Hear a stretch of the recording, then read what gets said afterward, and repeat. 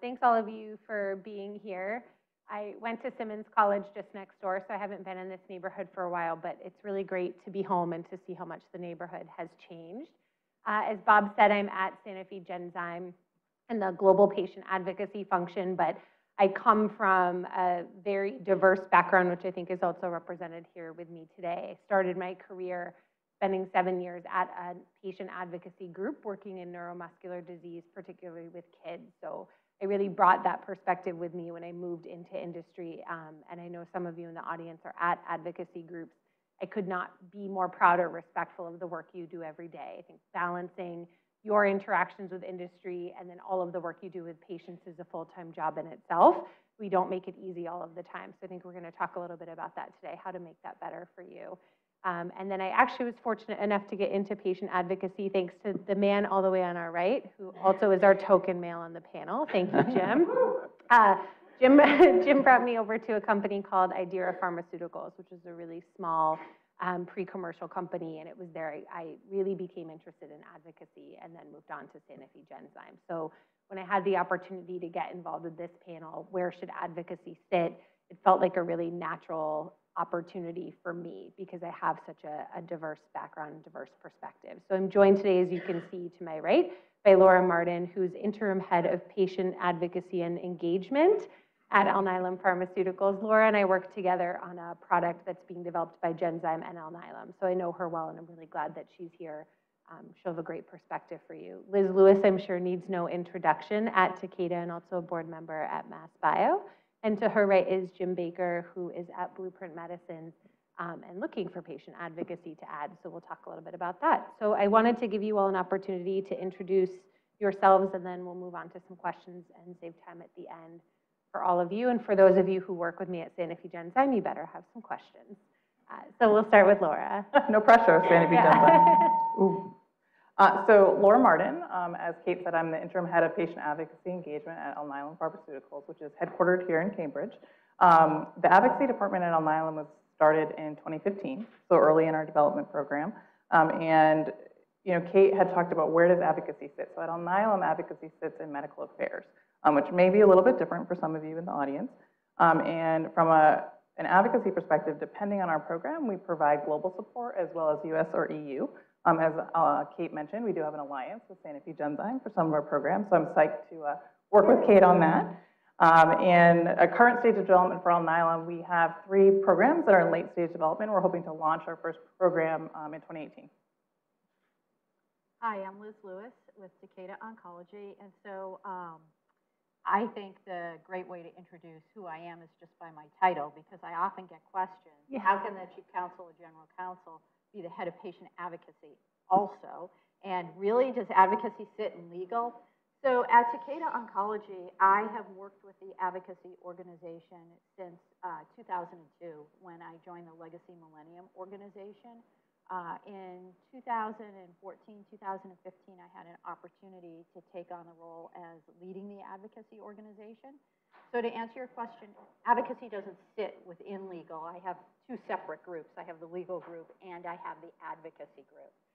Advocacy has sat in a lot of different places through the Legacy Millennium organization and into Takeda Oncology. At one point it was in medical affairs. At another point it was in corporate communications. And so one of the advantages for having it under my leadership is that patient advocacy touches everything.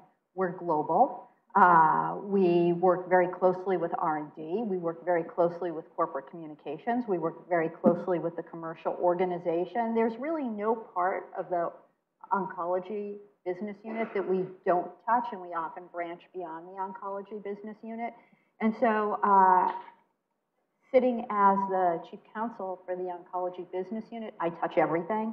And so that really helps from an advocacy perspective as we make connections and have to work cross-functionally to have that reach across the organization and to really be independent from any function. Because like legal and like medical affairs also, advocacy is a function that really is independent from any one function and speaks as the voice of the patient for the company.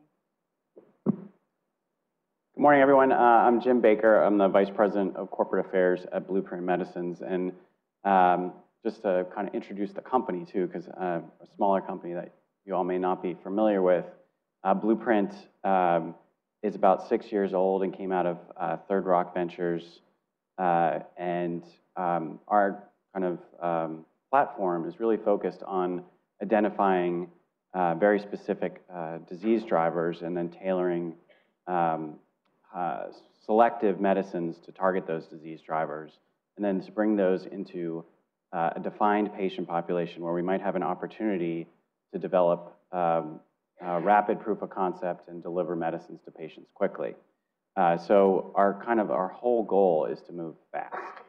I think in terms of how patient advocacy has supported that effort, you know, as a small company with about 130 people today, we've been working with patients for years through the formation of our drug discovery programs to now 3 drug candidates in the clinic.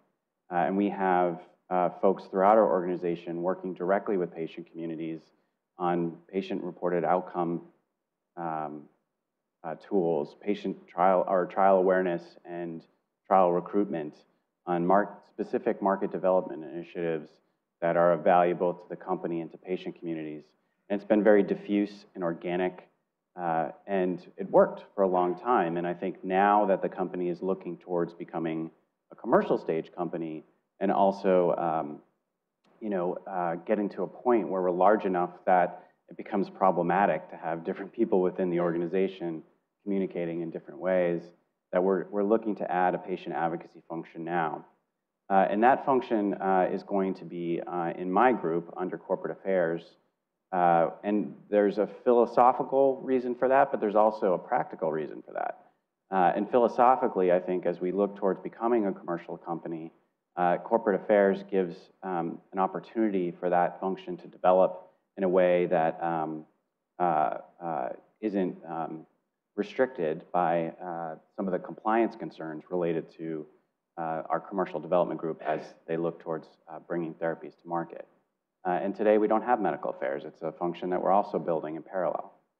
So I think as we look forward, patient advocacy makes sense to be a part of our corporate affairs group. Thanks, Jim.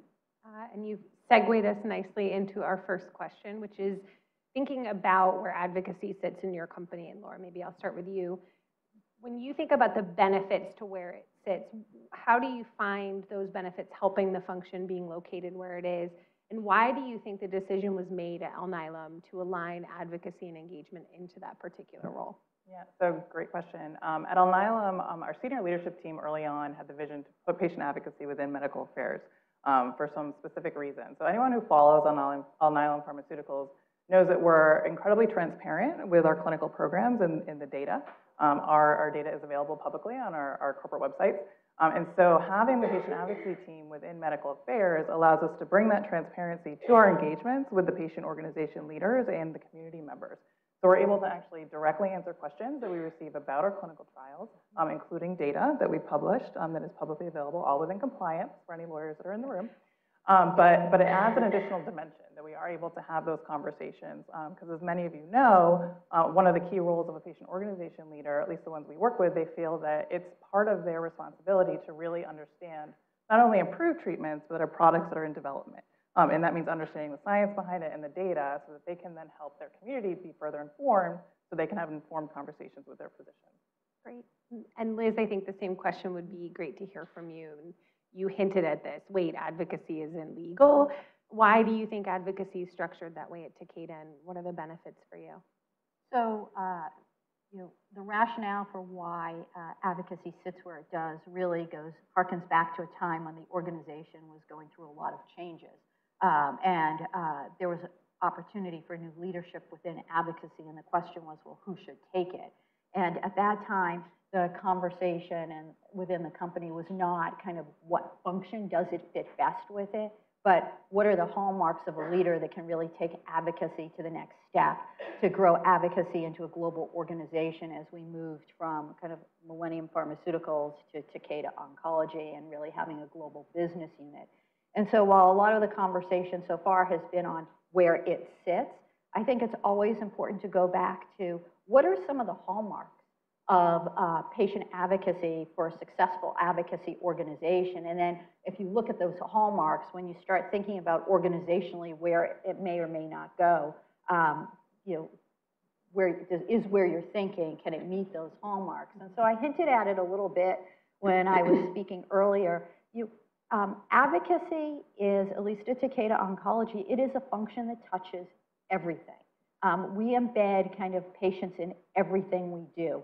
And so you want a function that crosses the entire organization and is very nimble and very adept with working with different parts of the organization. And so as we think about it globally and also having different business units here in Boston, it's a function that can kind of traverse all those different business units and kind of the global functions to make an impact. So we operate within the 7 countries of the Oncology BU.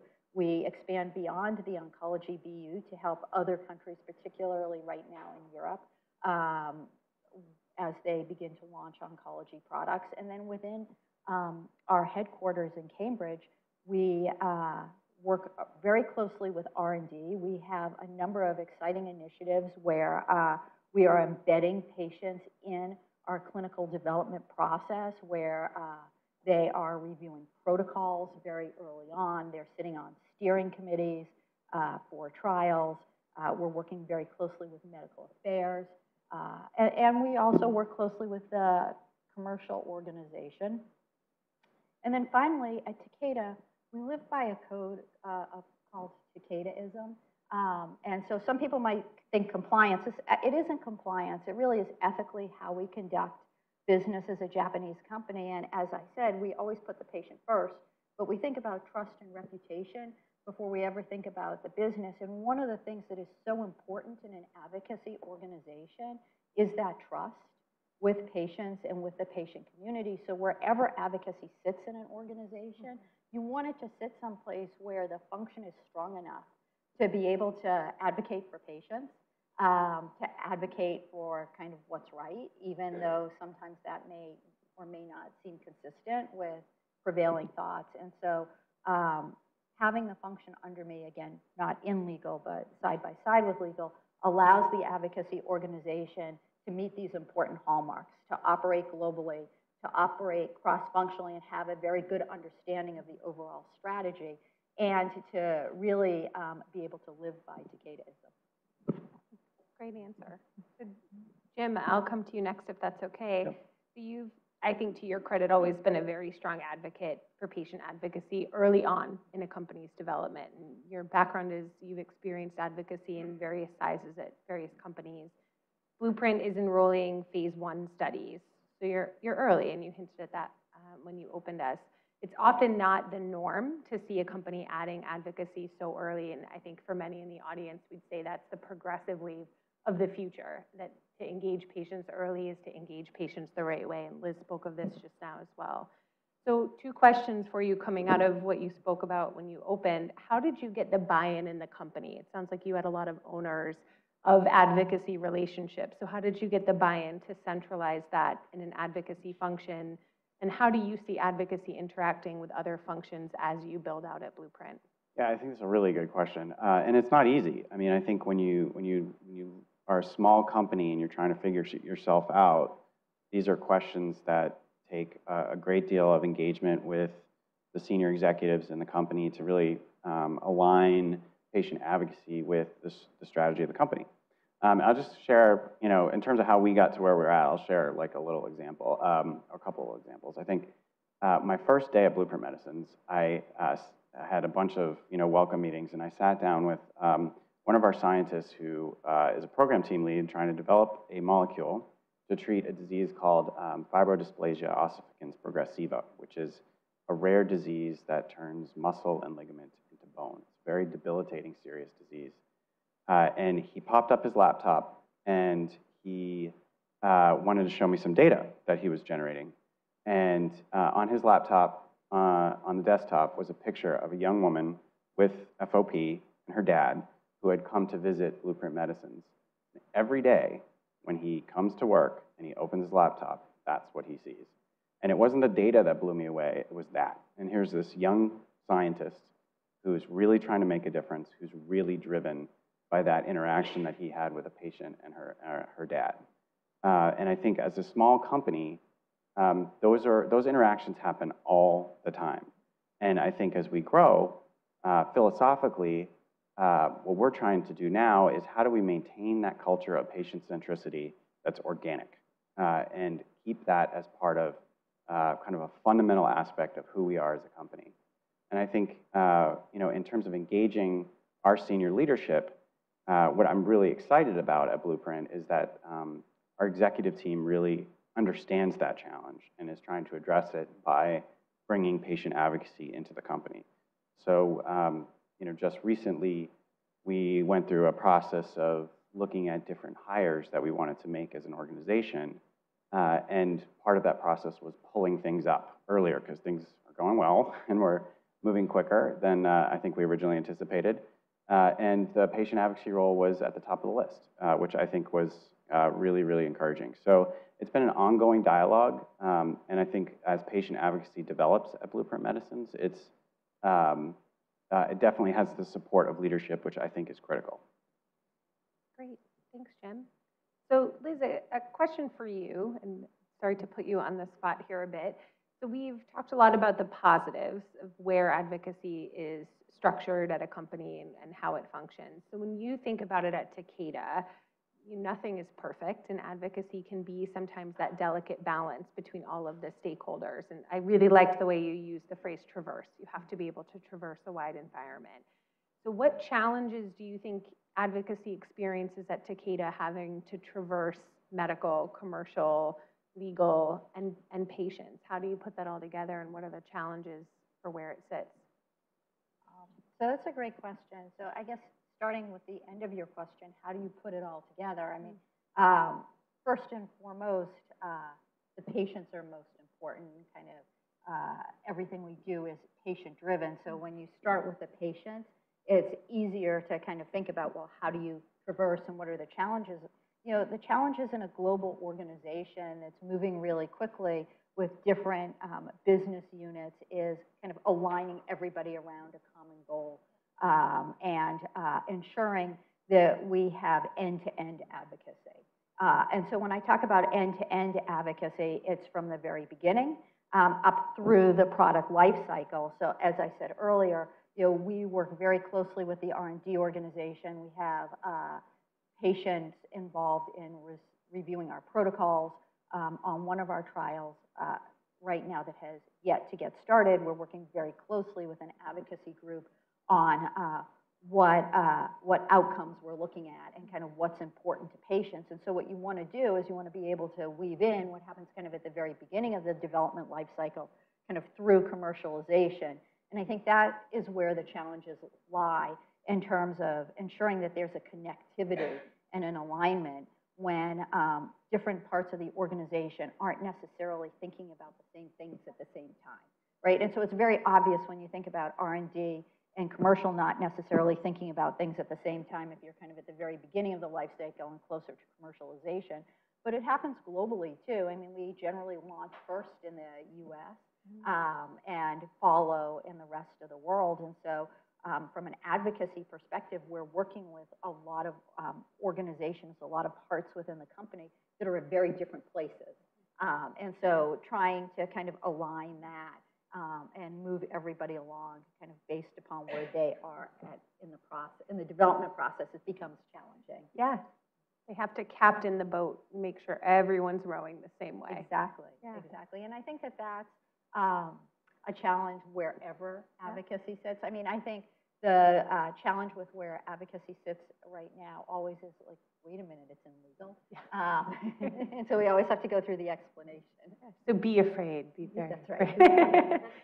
Laura, I'd love to hear you weigh in on the same question. You are obviously Alnylam's a different stage of development. I think probably could say, yeah, these are things that are challenging for us, particularly as the company grows. So what are the challenges for you and how are you navigating them? Yeah, so maybe I'll start by giving a little background on how I got to Alnylam. Great. I came from kind of a different perspective. So prior to joining Alnylam, I was with Genzyme and Sanofi Genzyme for 10 years in their rare disease business unit. So working there, obviously had the opportunity to work on transformative medications for patients with rare diseases. And it was kind of a company mantra, as Kate knows, that if you do what's right for patients, it's what's right for the business. So when I was making the decision to come to Alnylam, I had two questions. One, I knew that I did not want to work at a company that was just making small incremental improvements on current therapies, or kind of a me too that wasn't bringing a lot of value. So was Alnylam working on products that really could be life-changing and potentially life-saving? And then the second question was, is this company patient-focused?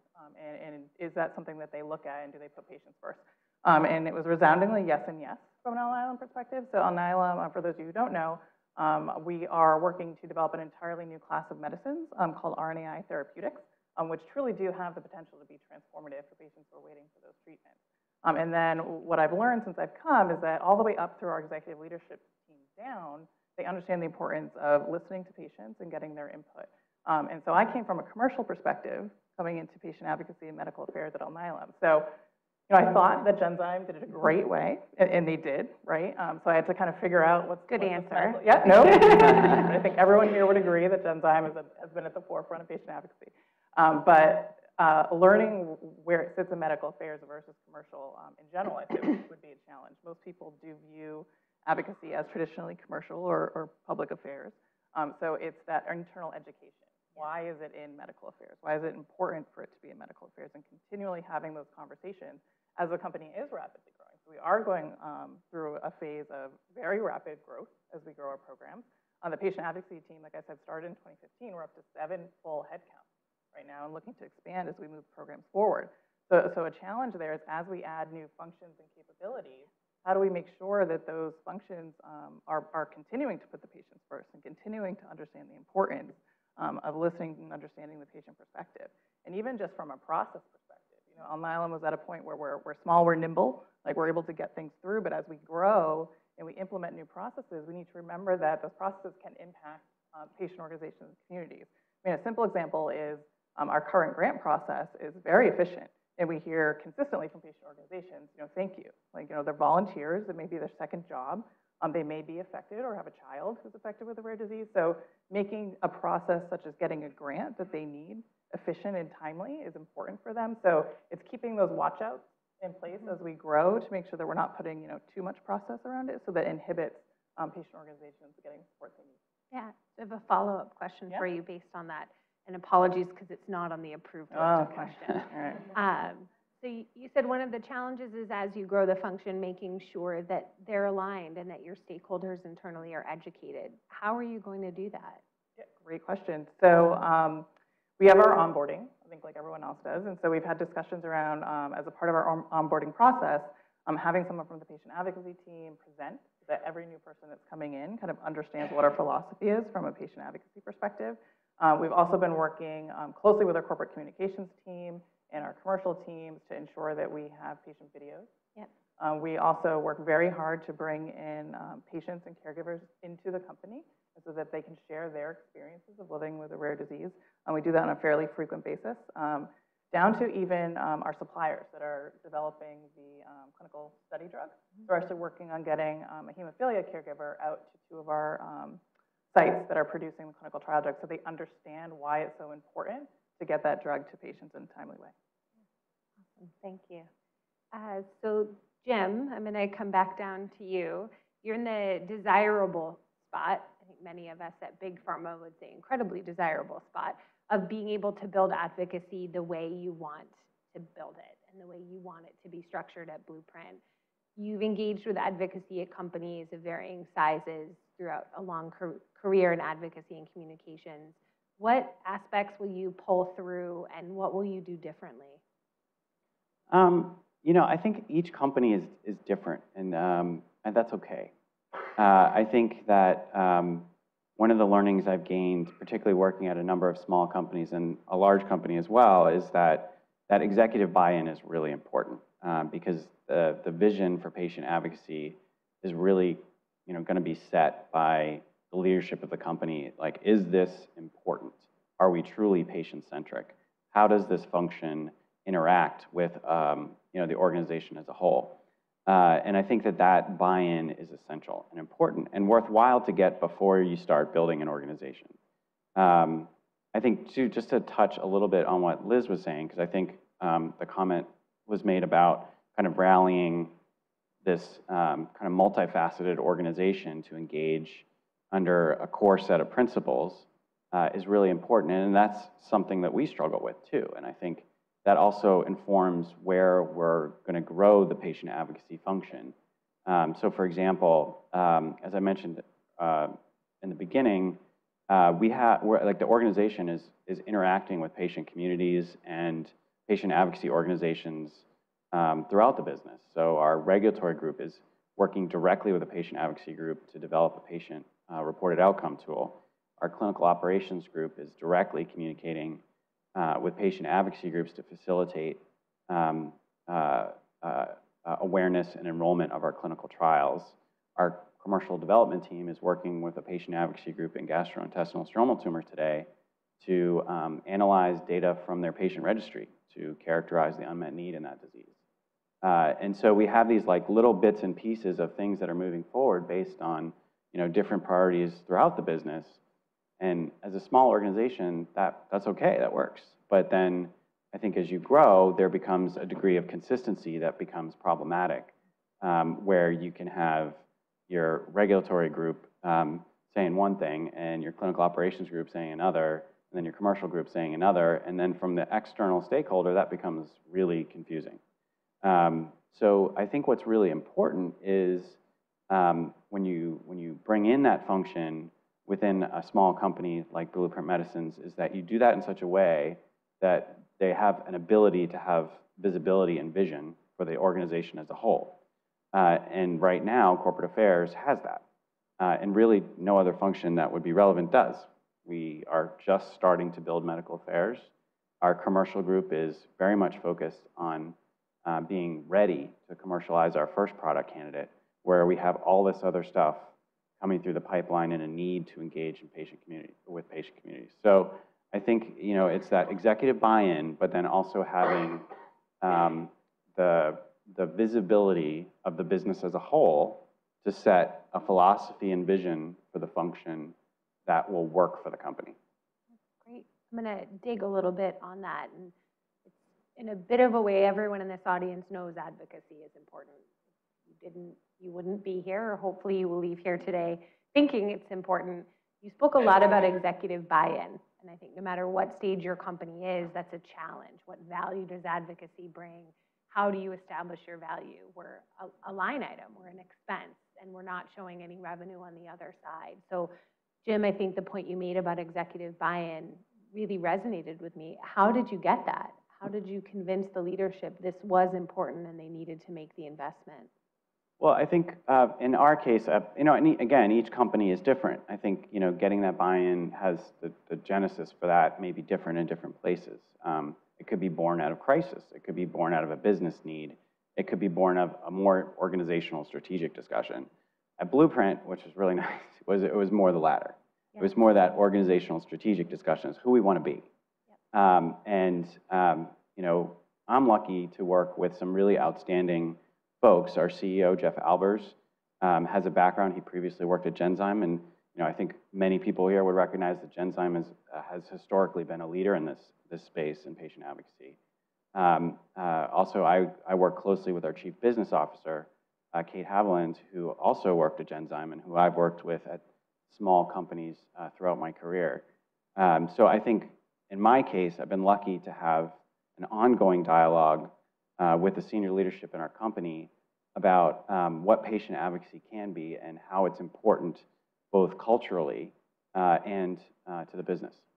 Great, thanks. So I think what you said there leads us to a great question for Laura, which is who do we want to be?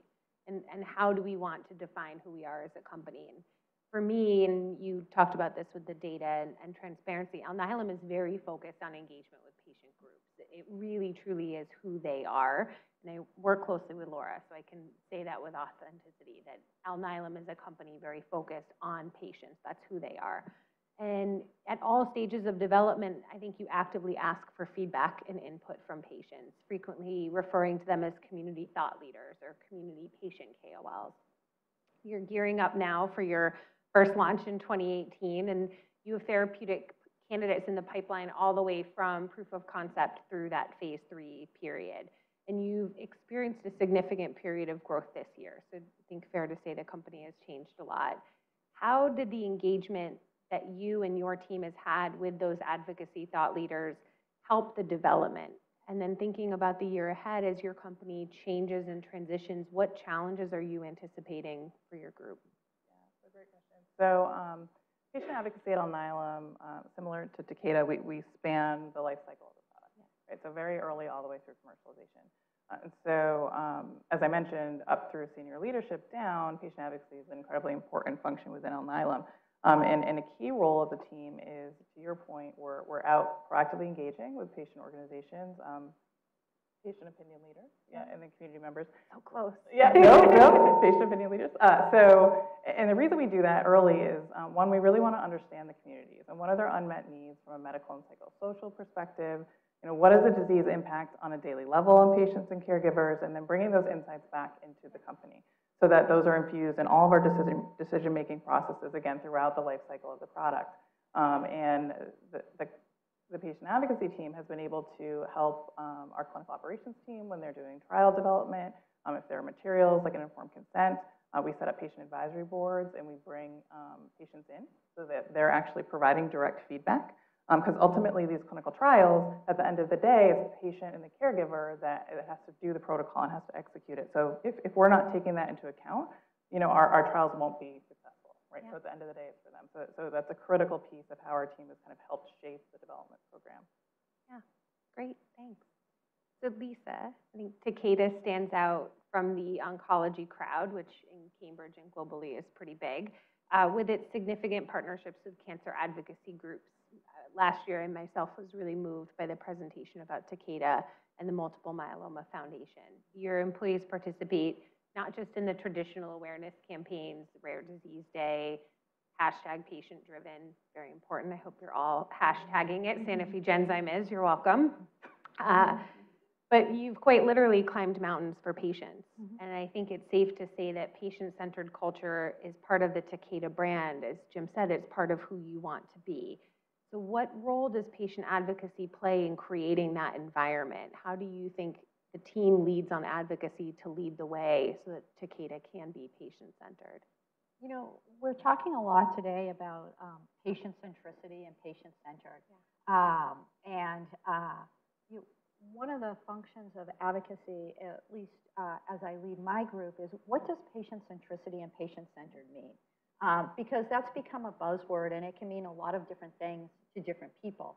So one of the roles of the advocacy organization within Takeda and within Takeda Oncology is helping to educate and define what patient centricity means to us as Takeda Oncology, how we engage with patients, how we engage with the community and what that commitment looks like. I think Jim talked about the risk of having a lot of different parts of the organization speak externally with patients and maybe it not sounding consistent. I mean, we always want kind of the company to have a consistent voice. And so advocacy plays a strong role in leading by example, by educating, by engaging with the community and demonstrating what that looks like, and by really developing a strategy and program that move that forward. And so for us, one of the things that's been really important is that we're not a static advocacy organization. And so as Takeda thinks about advocacy, as we think about patients, not only what does that mean today and where we've been, but where are we going? And so one of the places where advocacy has had a very strong voice over the last year or so is around value and access. Because value and access is such an important issue to the patient community right now, and publicly too. And so to kind of really help Takeda Oncology and Takeda understand kind of what a patient perspective on value and access is and to make sure we can weave that into the organization, because oftentimes kind of the patient perspective is not the same perspective as we hear in other places. Yeah, and to end on that last point, who drives that conversation? Does advocacy bring to the team the idea that value and access is important, or does the team say to advocacy, this is important, go out and tell us what you know? So I would say, in my experience, it's happened organically. Yeah. Value and access is such an important topic right now. It's not one function saying, hey, this is important. For us, it really was a collaboration with our market access group where we started sitting down and talking about how value is really important, access is really important, and kind of, so what does that mean? Yep. And how does it mean, what does it mean across all stakeholders? And so then advocacy becomes a very important voice in that, and educating the organization. Yeah, and I think the great thing about that is we, as advocacy professionals, think about what value can I say I bring to the organization, to the institution. It's a great example of how to do that, that you can engage with the team and bring that kind of value. So Laura, I'm going to ask you about some value that you bring at Alnylam. I was lucky enough to hear about your patient engagement program, patient recruitment and education program. And it's part of the clinical operations team, but I think also works with patient advocacy. So based on where you're seated within the company, you can do that. So help us understand what some of the benefits of that are, how you work with the clinical operations team, and how you see that benefiting the company. Yeah, absolutely. So I guess I'd start by saying if your company is in clinical development, it's critical that you have a patient advocacy function that is working very closely with your clinical operations and patient recruitment team. At Alnylam, we have multiple programs that are in clinical stage right now. So we're working very quickly on all of these programs and need to work together and be cohesive on those plans. And so the patient advocacy team, each program specific has a lead from a patient advocacy perspective who works directly with the clinical operations lead.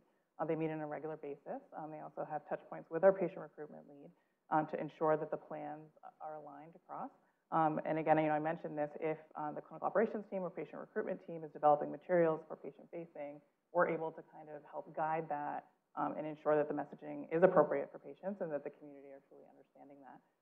And part of it is we bring a little bit of a different perspective to those conversations. So the clinical operations team, they have their specific goals, which is let's get this trial up and running. We need to enroll this trial. And patient recruitment, we need to recruit patients, get them enrolled. And especially in a rare disease space that Alnylam works in, the patient advocacy team can help facilitate that. So if you're engaging with the patient organizations early, they can actually help you identify patients that would be potentially eligible for clinical trials. So ultimately, you can enroll those clinical trials faster with the ultimate goal of hopefully getting approval and bringing those treatments to patients who need them quicker. Great. So Lisa, as someone at a big pharma company, I think this all sounds lovely, but everyone has heard once you go commercial, whoa, the brakes go on, particularly with advocacy being in the legal function or underneath you in a legal function at Takeda. So I'm sure you hear that a lot. Oh, wow, advocacy must be highly regulated. Yet Takeda is really known for its meaningful relationships with patient communities.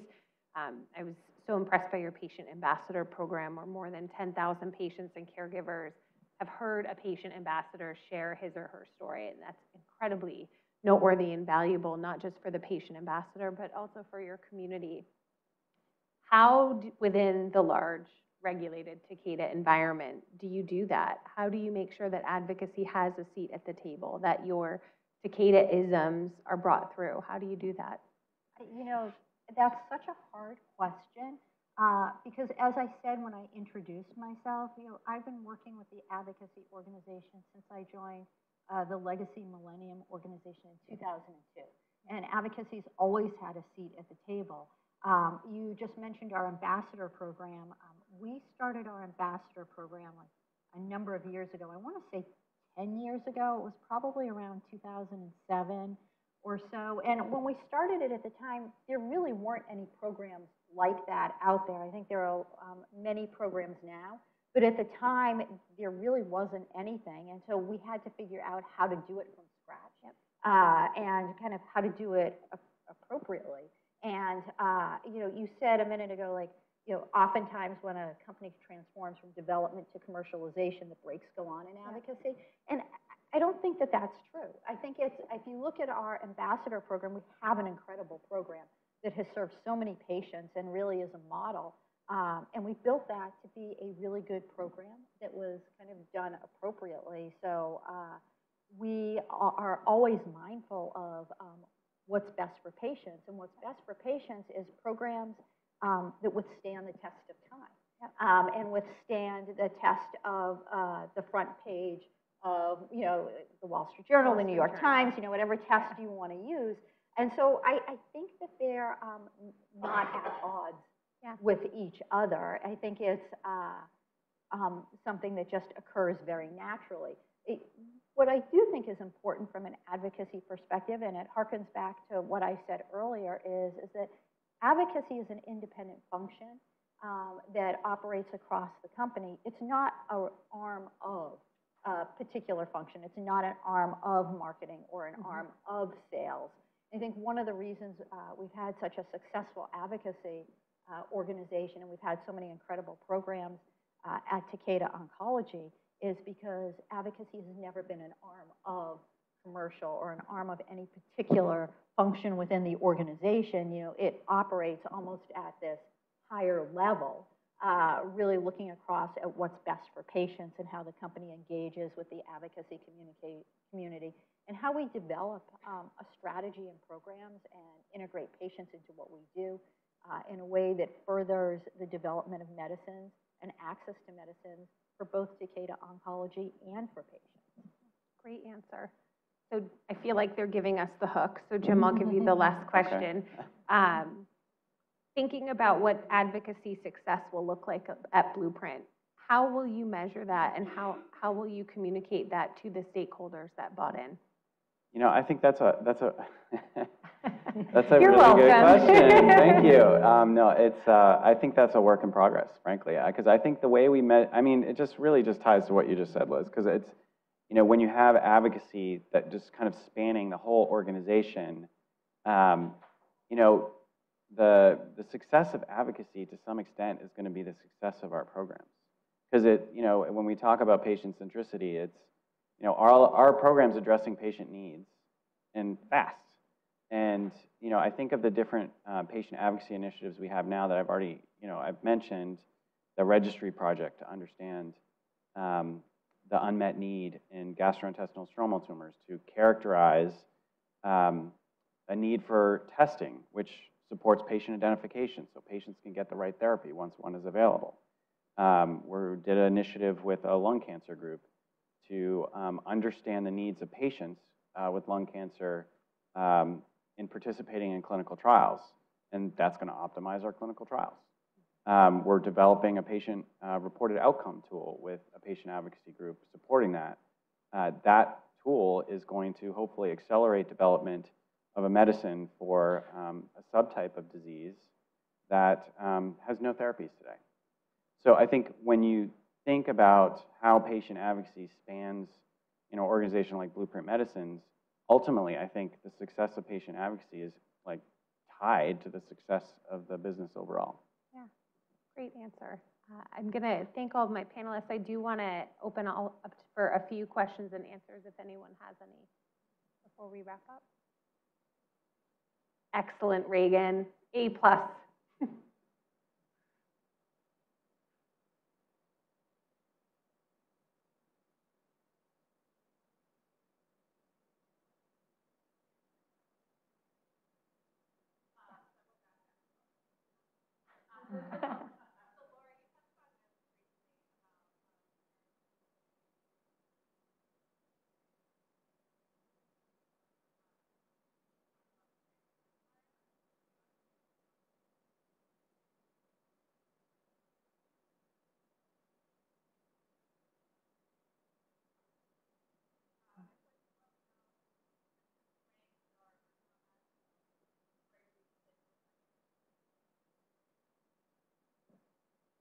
Yeah, go right ahead. Yeah, so I mean, part of it is where the stage of your company, right? So Alnylam, while growing very fast, is small, right? So we can just be more nimble in our process perspective. But within medical affairs, I mean, we work very closely with our legal team and our compliance teams to ensure that the processes that are put in place are patient-friendly, that the patient organizations is streamlined as much as possible, and ensuring that we're compliant. Within medical affairs, we actually have the grants manager that sits in medical affairs. So we, work together as a team. When she's crafting her policies, she asks us specifically for feedback on that, and we're able to give that to her, and that's incorporated in the policies and process that she's putting into place. So that, I think, is a benefit of being within medical affairs. Not to say that you can't do that in other functions for patient advocacy and have those same conversations, but it's important that you have a seat at the table as advocacy and explain the impact of the process. And if it's not something that's easy to navigate, and that the payments aren't going out to patient organizations in a timely manner, what the impact to the patient community is if that's not happening. So one of the advantages of having the legal team also is I have a very deep kind of experience and insight into the grants process. So I will say I don't kind of work on the grants. It's done by the advocacy team and the legal team, and I step aside so we don't have a conflict of interest. But one of the things that struck me when I took over the function is in order to have a really streamlined grant process, it actually goes to your strategy. And I took something that I learned from my medical affairs colleagues as we were working through some of the challenges with our IISR program, is it goes to the strategy. Like, we can only approve the grants that we receive, but if we're communicating about our grants program, what's important to us? And really across medical, advocacy, and legal and compliance, identifying kind of what is the strategy, what are the grants that are, what are the topics that we're really kind of important to us to be able to donate to, and how do we communicate that, and kind of having that strategy really drive the team. So when they get into the grant review, and we're talking about different grants and the importance of different grants or the appropriateness of different grants, you have kind of this alignment and common understanding of where we want to go as an organization. Based upon what we receive, what's important to us. It doesn't sound like a big deal, but that simple thing of creating that alignment up front and refreshing it every year has made a huge difference in terms of streamlining the process and really being able to have more crisp conversations about the various grants and the approval process. The grant process at Blueprint Medicine, we're trying to figure this out now, which is why we're eagerly trying to hire a director of patient advocacy to help with that. But it's really, it's interesting because I think, as most small companies in early stage development, it just happens, it's just this organic process. And I think as, our chief legal officer, Tracy McCann, came from Genzyme as well. So we have a lot of Genzymers at Blueprint Medicines. And she has a great perspective on how to grow the organization and create compliance infrastructure that will protect us. But I think that's very much a work in progress, and working closely with her, with our kind of very nascent medical affairs organization, and then our commercial group, to really understand how we can create an infrastructure that makes sense for the company, but also isn't so difficult for our patient advocacy partners to interact with the company and submit requests and understand the kind of hurdles that we have to jump through as an organization to ensure that we're doing things appropriately.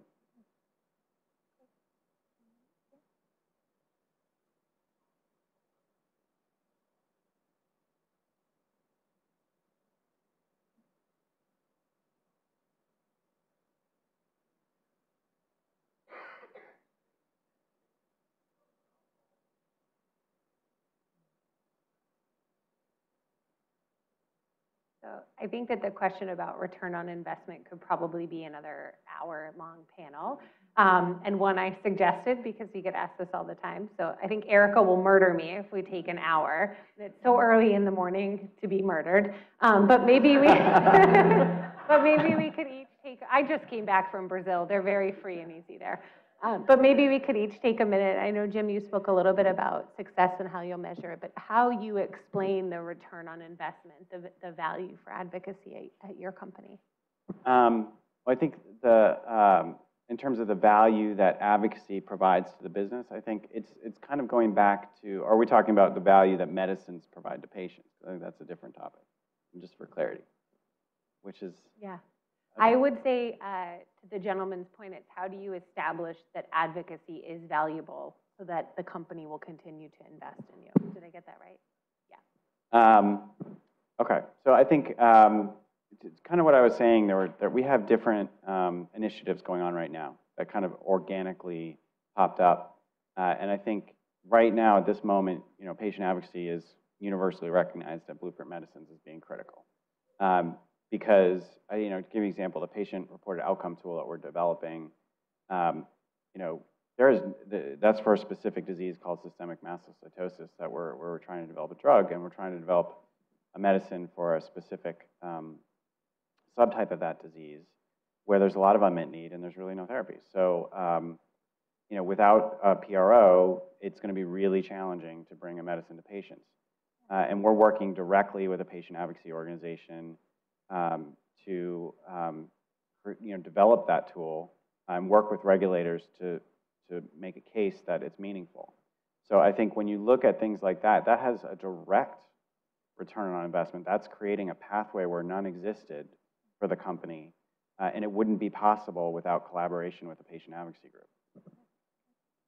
So I will say I very rarely ever have to have a conversation these days about return on investment or what advocacy, what advantages advocacy or benefits advocacy provides to the organization. Instead, in almost every meeting I'm in, it's coming up organically from the different business leaders in terms of the contribution that advocacy made. And I think sometimes we get really focused on how do we say that we provide value. And it's not about what we say, it's about being embedded in the organization and really demonstrating the value that advocacy can bring. Your business should be kind of the advocates who are able to talk about the value of advocacy. And so we're at a much later stage. I've had many years to get to this point, but it really is so embedded in the organization at this point, and advocacy is so involved in so many important initiatives that we don't have to prove our value. Yeah, because we're on to a new slide now. So. All right. So I would say from an Alnylam perspective, for advocacy, it's about engagement and being able to show that we're actively engaging with the feedback from patient organizations is a positive. Clinical trials, are we enrolling them quickly? I mean, that's something from a cost perspective that's helping the bottom line. So I'll leave it at that. It's a much more complex. We'll be here all day. So thank you to my three panelists. I'm really honored to have been up here with you.